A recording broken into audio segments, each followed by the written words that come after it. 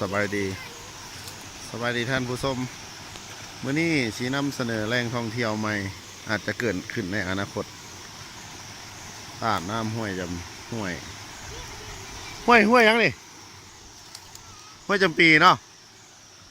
ห้วยจำปีลัก48เมืองปากซอง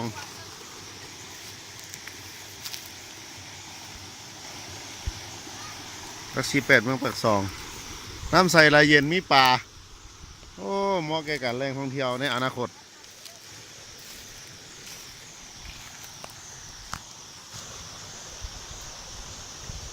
กิโล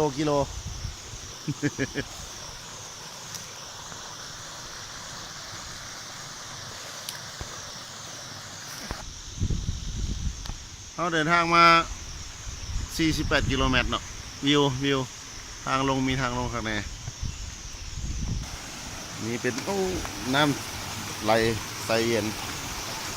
น้ำใสไหลเย็นหาอย่างน้อยหาปลาบ่ลูกหาปลาบ่ได้บ่ปลาโอ้มีปืนยิงปลาอีกได้บ่ได้จักตัวบ่ได้ปลาบ่เด็กน้อยหาปลากระบอกไก่เนาะเข้ามาประมาณ1 กิโลเมตรดูดี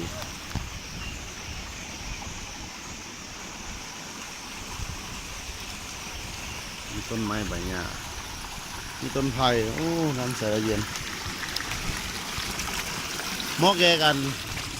มาพักผ่อนหย่อนอารมณ์เนาะในช่วงเวลาวันพักวันพักราชการโอ้น้ำเย็นดีเย็นไรเ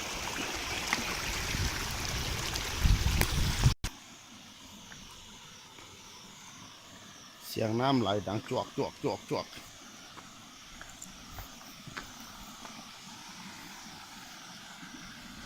ไปตามลำธาร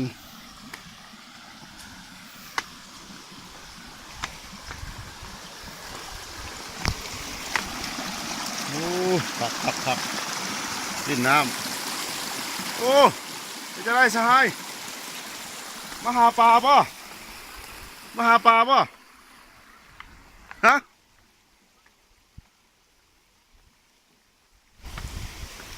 โอ้คักหลายวิวดีน้ำนี่คักมาลินตาดนี่มาลินนี่รถมื้อหน้านี่มาหากินปลากินข้าวปลานี่น้ำใสละเย็นดีแมนปุ่นมีเด็กน้อยหาปลาโอ้ได้บ่ลูกได้ปลาบ่นั่นวิวที่ผ่านมาวิวลุมงามหลาย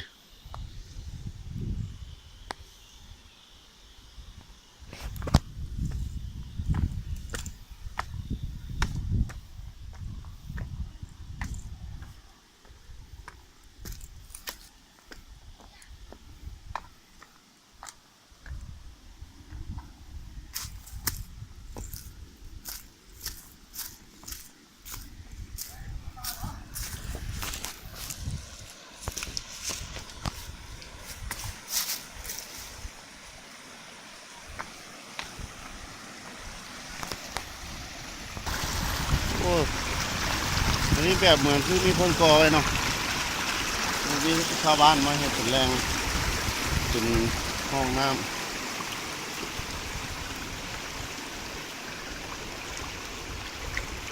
หินมาคูนกระเนินกันนะอันนี้เป็นธรรมชาติเลยตัวนี้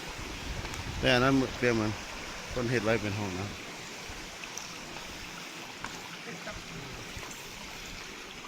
หาปลาวะครับได้ป่ะบ่ได้โอ้มีเล็กน้อยชาวบ้านเขตเมืองปากซองมาหาปลามาหาทุกวันหมดเลยบ่ปกติมีอยู่บ่ได้อยู่บ่